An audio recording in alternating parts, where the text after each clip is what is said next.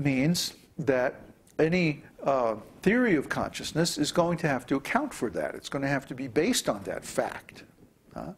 That consciousness is subjective and it's irreducibly personal. It's always associated with a living entity. It's never found in inanimate objects in any way that we can observe. It's personal, it's intelligent, and it follows its own laws, separate from material objects. This is the first thing we have to understand about consciousness. It's transcendental. It's not a thing. A thing, you can take a thing, like water is a thing, and you can put some water in this glass, and then you can perform all kinds of experiments on it and see how it reacts and like that. You can never do that with consciousness. Consciousness is not a thing. Consciousness is a quality. See? It's a quality, just like a color is a quality of an object. You can't separate the color from the object. You can't take this red color and separate it out and put it in a test tube. You have red paper, red ink.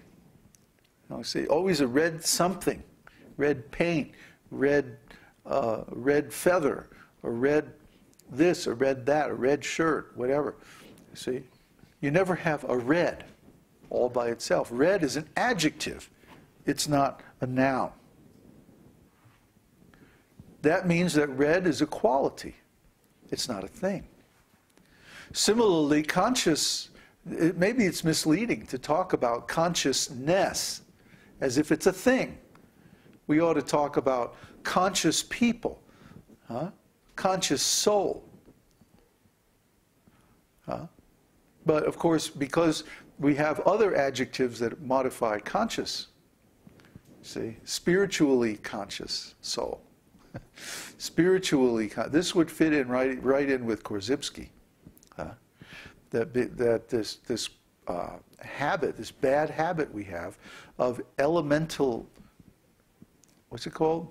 Elementalization. Elementalism. Yeah.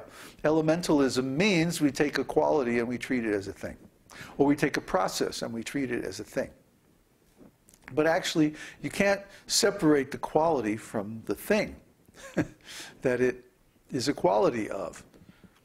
So if we were to speak precisely about consciousness, we would not use it as a noun, consciousness. We would only use it as an adjective, a conscious soul, a conscious person. And then we would use other adjectives like a spiritually conscious person, a materially conscious person. Instead of trying to talk about it in the abstract, like material consciousness and spiritual consciousness. Those kind of talks are a little bit misleading, or that kind of terminology is a little bit misleading, because consciousness is not a thing. So we can't actually have a spiritual consciousness as a separate thing. But I can be spiritually conscious, you can be spiritually conscious, you see, because that's a quality of a person, a quality of a living entity.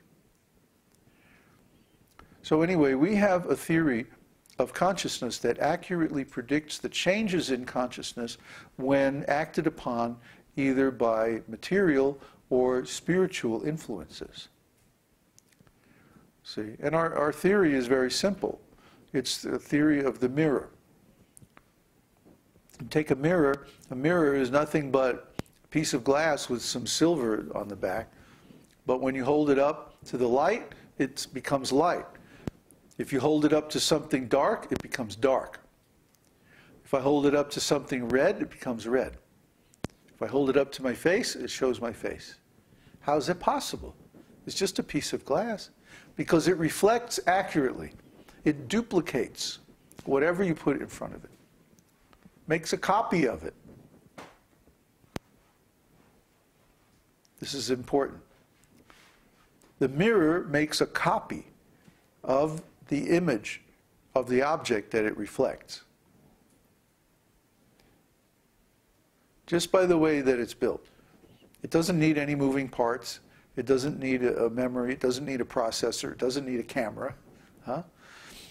But just by reflecting, the mirror makes a copy of whatever you put in front of it. Similarly, consciousness makes a copy of whatever you put in front of it. And these copies are called impressions. And the quality of these impressions determine the quality of your consciousness. It's very easy to understand. Just like I have this glass, right now it has some water in it. It's nice and clear. But if I was to put coffee in it, then it would be all cloudy and brown and dark. You wouldn't be able to see through it. It wouldn't be clear anymore.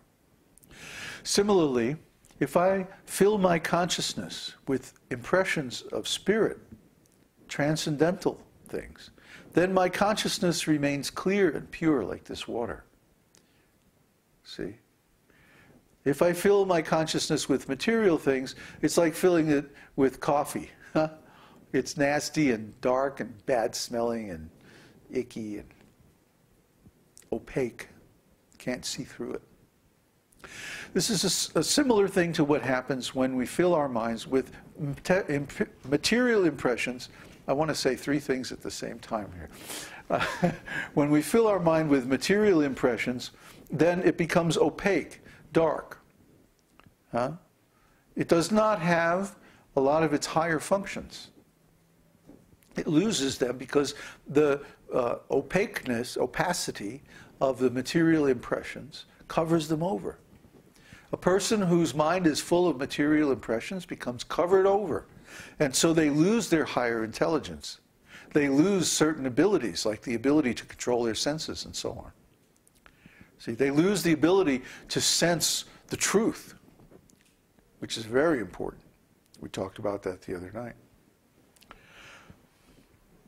So a person who wants to help themselves, they should begin to fill their consciousness with spiritual impressions.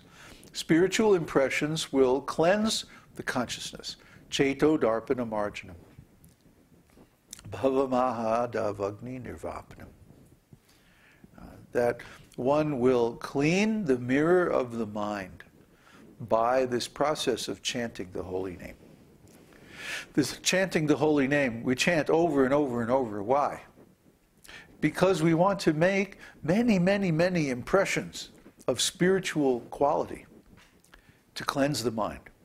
Right now our mind is filled with so many impressions, thousands and millions of impressions of material quality.